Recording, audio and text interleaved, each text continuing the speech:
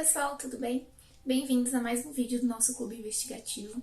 No vídeo de hoje eu vou trazer o caso da Angel Ostrom. Ela era uma adolescente, uma estudante que sumiu, ela desapareceu sem deixar nenhuma pista. E antes de partir para o vídeo, eu vou pedir para vocês se inscreverem aqui no canal. Comentem aqui também sugestões de casos que vocês querem que eu traga nos próximos vídeos. E me sigam nas redes sociais também, que eu vou deixar na descrição e aqui na tela. Então vem comigo saber mais sobre essa história.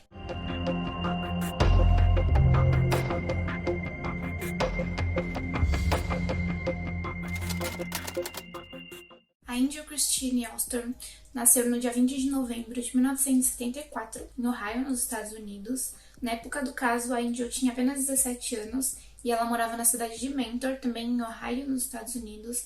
Era uma cidade bem tranquila e habitada por trabalhadores. A Angel estava cursando o ensino médio na Mentor High School, que era uma escola ali da cidade mesmo e que a maioria dos adolescentes também cursavam. Os amigos e familiares da Angel, eles descreveram ela como uma menina muito divertida, alegre e inteligente, que adorava sair com os amigos. As atividades preferidas dela eram dirigir ouvindo música e passear no shopping Great Lakes. A Angel era conhecida por ser uma menina muito extrovertida e popular, mas essas verdadeiras marcas registradas eram o cabelo loiro comprido e o sorriso dela, que era bem marcante. Seus maiores sonhos eram entrar na faculdade, casar e ter filhos. Como eu falei, um dos hobbies da Angel era passear no shopping Great Lakes, e porque ela frequentava muito o local, ela acabou conseguindo um emprego lá numa lanchonete do shopping. A Angel era uma menina muito independente, e agora com esse novo emprego que ela tinha conseguido e também com o carro que ela tinha, ela sempre ia e vinha sem dar muita satisfação e sem dar muito detalhe dos roteiros diários dela para a mãe. Porém, ela ainda sempre avisava sobre locais e horários. Para contextualizar um pouco sobre o ambiente familiar da Angel,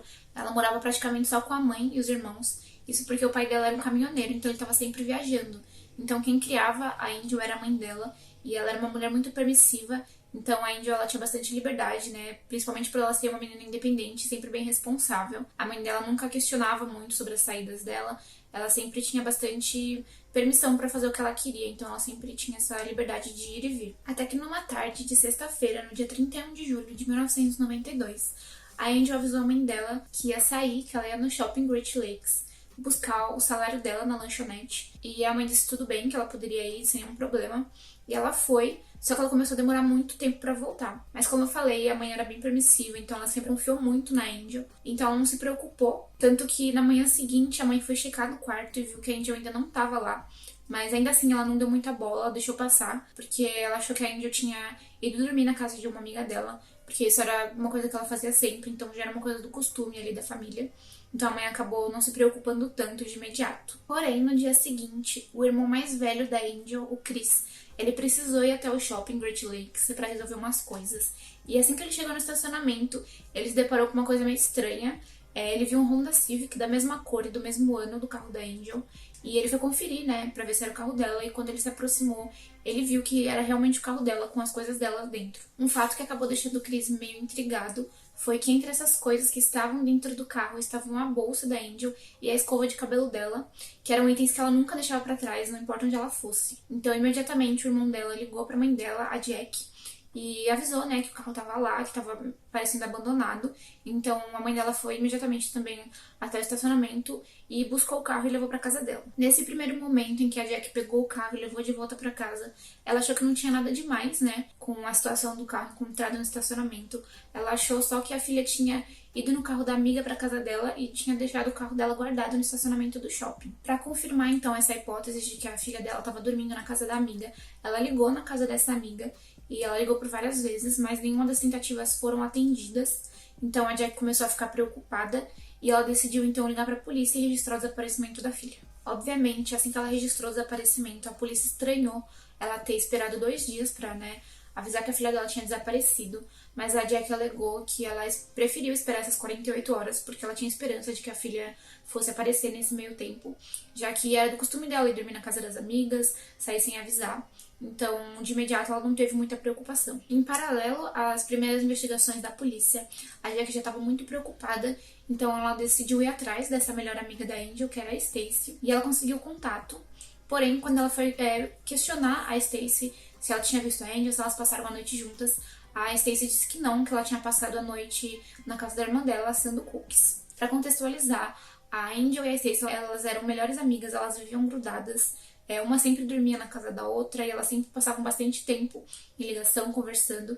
Então a Jack, ela tinha essa esperança de que a Stacy soubesse onde a Angel estava. Enquanto isso, a polícia de Mentor, sob o comando do detetive-chefe Larry Fisher, começou a investigar, né, o sumiço da Angel, e eles começaram pelo primeiro objeto que tinha ligação com o caso, que era o carro da Angel. Então eles analisaram o carro de cima a baixo, tapetes, as portas, as maçanetas, os bancos, e eles encontraram nenhum indício de violência, nenhum indício de crime, que teria acontecido alguma coisa ali no carro, nenhum indício de roubo, até porque todos os objetos da Angel estavam lá dentro. O que dava a entender é que ela tinha só saído do carro, abandonado o carro com tudo dentro, e isso abriu uma brecha para um possível sequestro. As únicas evidências que tinham no carro eram diversos digitais, que poderiam ser de amigos, de familiares ou então do seu suposto sequestrador. A hipótese de que a Angel tinha fugido de casa foi considerada, como é considerada na maioria dos casos, né, de desaparecimento de adolescente, porém ela foi descartada logo de início, porque a Angel, ela tinha uma vida muito boa, muito tranquila, ela tinha muita liberdade, então ela não teria motivo para fugir de casa.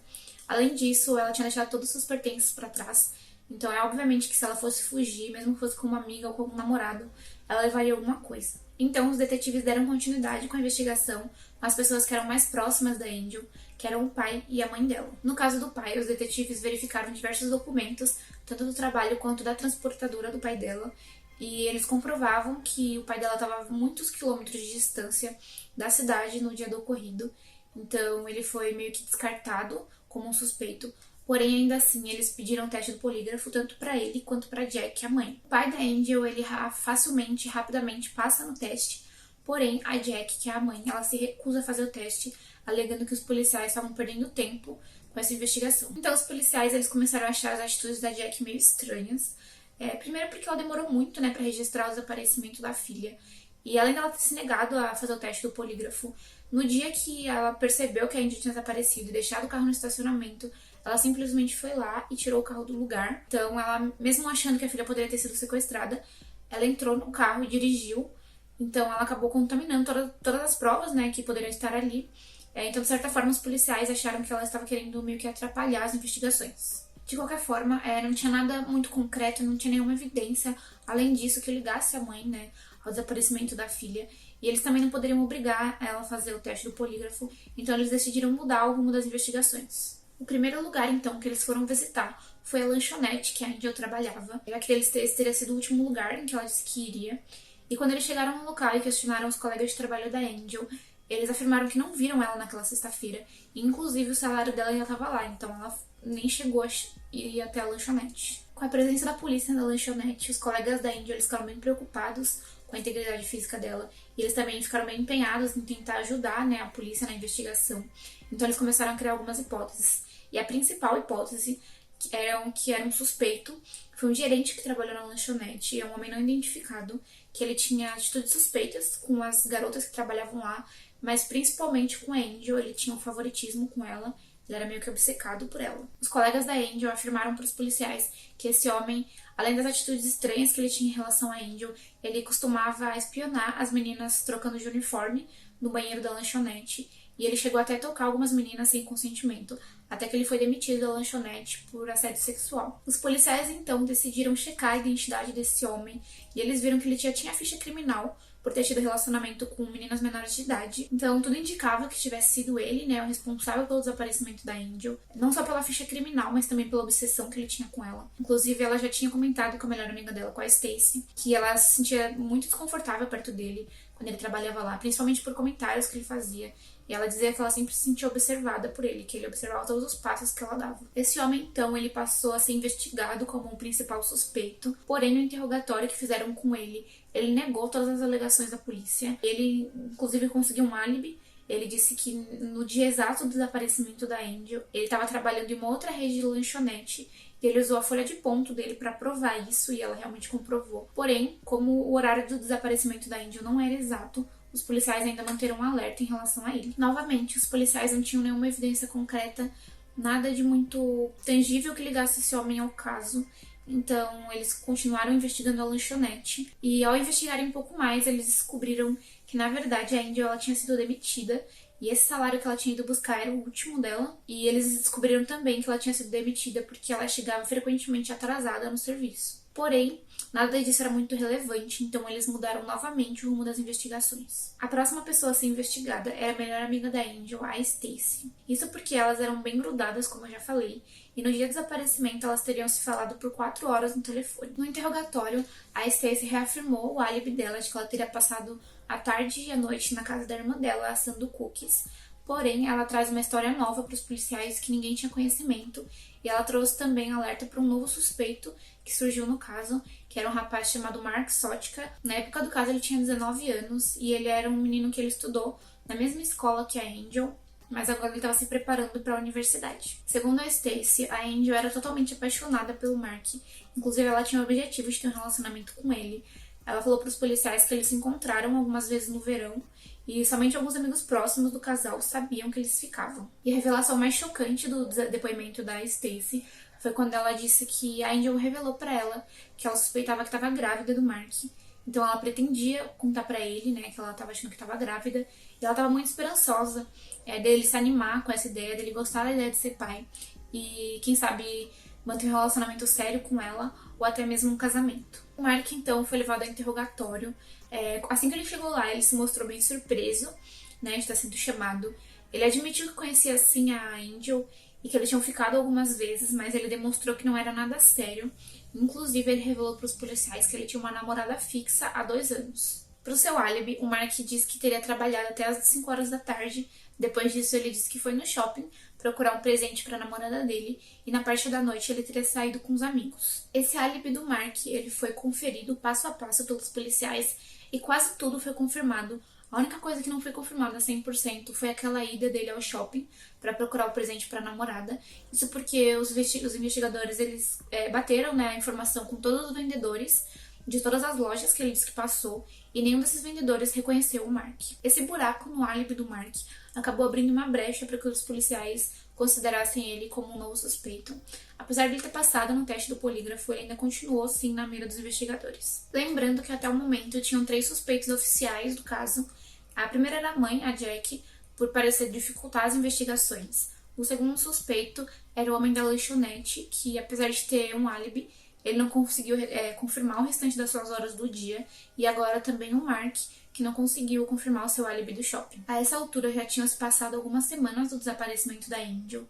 Os familiares e os amigos dela já estavam desesperados sem saber o que fazer. Então a mãe dela, Jack, ela acabou concedendo várias entrevistas para a imprensa, fazendo apelos para caso alguém tenha visto a filha ou para o possível sequestrador dela que estivesse com ela, para que devolvesse a ela a liberdade. Inclusive, com alguns voluntários, a família conseguiu arrecadar $10.000 e eles ofereceram esse valor como recompensa para quem conseguisse alguma pista relevante para o paradeiro da filha. Além disso, a família espalhou pela cidade vários cartazes e panfletos de desaparecido com a foto da Angel, e toda a comunidade estava bem chocada, estava bem abalada com o caso, porque o sumiço assim, sem nenhuma explicação de uma adolescente saudável, não era nem um pouco comum ali em Mentor. Em um mês, a polícia já tinha recebido diversas pistas, né, sobre o paradeiro, nada muito relevante. As pistas chegavam de 100 a 150 por dia, em média, e nada adiantava muito. Além da polícia, dos investigadores, da mídia e da comunidade, todos empenhados, né, no caso, na procura pela Angel, a família decidiu contratar um detetive particular para atuar em tempo integral nessa busca. A investigação intensa sobre o paradeiro da Angel ela durou até dezembro do mesmo ano. Isso porque um morador local, ele saiu com o cão dele de caça para caçar ali pelo local. E no meio do percurso, o cachorro ele começou a ficar bem agitado e começou a farejar muito. O dono então deixou o cão ir até a suposta presa, né? Acreditando que seria um cervo ou algo do tipo. Porém, o cachorro foi até uma vala rasa e o homem seguiu ele. E quando ele chegou lá, ele viu que tinha algo embrulhado em um lençol e estava todo amarrado com algumas cordas que pareciam de varais e algumas fitas. Quando ele tirou o lençol, ele viu algumas coisas que pareciam mãos humanas, então ele ligou imediatamente para a polícia. Assim que os policiais chegaram, eles perceberam que era um corpo enrolado num lençol queen size e ele estava todo enrolado com uma fita adesiva verde e estava também amarrado com cordas de varal. O estado de decomposição do corpo era tão avançado que logo de cara os policiais conseguiram concluir que ele estava ali há vários meses, tanto que a única coisa que eles conseguiram constatar ali na hora era que o corpo era feminino. Até que no dia 16 de dezembro do mesmo ano, após vários testes de identificação, um legista ele usou radiografia dentária e comprovou que, infelizmente, aquele corpo era o da Angel. A autópsia revelou que ela teria sofrido uma pancada forte na cabeça e também identificou alguns ferimentos com algo afiado no peito, que é algo parecido com uma faca, e essa teria sido a causa da morte. Com o corpo e com a cena do crime encontradas, agora os policiais eles tinham algo concreto, para investigar.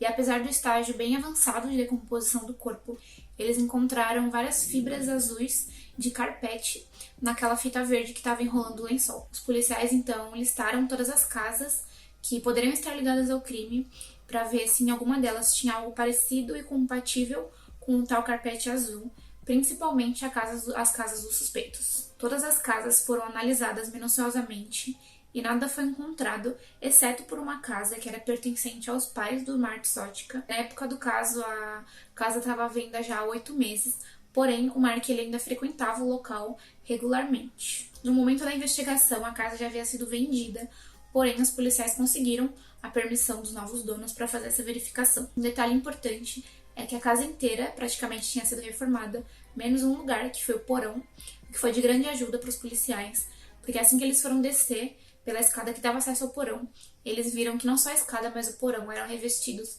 por um carpete azul. Além disso, quando eles chegaram efetivamente no porão, eles viram que uma corda que tinha lá de varal estava cortada. Então, eles recolheram esses materiais, tanto a corda quanto o carpete, e levaram para análise. Após alguns dias, o resultado da análise saiu e deu compatível tanto para a corda do varal quanto para as fibras do carpete. Ou seja, aquele carpete da casa do Mark e a corda do varal dele eram as mesmas encontradas no corpo da Angel. A polícia então decide fazer uma busca mais detalhada no porão e quando eles chegam lá, eles percebem algumas manchas de sangue, tanto no chão quanto nas paredes. Inclusive, na parede tinha uma digital marcada com sangue. Nesse momento, os policiais tinham quase certeza de que o Mark era culpado, mas só para comprovar, eles fizeram um teste dessa digital e foi constatado que a digital era do Mark e o sangue que estava sendo marcado era o da Angel. Um dia após a descoberta da digital, o Mark foi preso sob acusação de assassinato da Angel. Já na delegacia, ele negou qualquer envolvimento com o caso, mas enquanto ele estava lá, os policiais decidiram fazer uma busca no carro dele e eles encontraram lá também sangue que foi testado e era compatível com o da Angel. Além disso, eles encontraram também um rolo de fita verde, que era a mesma fita que foi encontrada enrolando o corpo. Assim que ele foi confrontado, então, com essas novas provas, ele acabou confessando que cometeu o crime e ele declarou a seguinte frase: eu fiz uma burrice, eu a matei. O Mark, então, ele contou a história do que teria acontecido naquele dia. Ele disse que ele chamou a Angel para casa dele, na intenção deles ficarem. Porém, quando chegaram lá, a Angel, ela falou que tinha que conversar com ele. E ela acabou contando que ela estava grávida dele.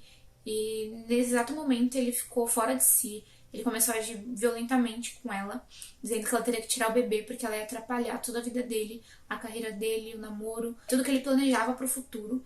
Então, ele começou a agir com ela de forma bem agressiva e ficou bem nervoso com a situação. A Angel confrontou ele, dizendo que ela não iria tirar o bebê, que ela já tinha feito a escolha dela e ela ia seguir com a gravidez, independente se ele ia querer ou não. E ele ficou cada vez mais agressivo, então ele começou a agredir ela até que ela desmaiou.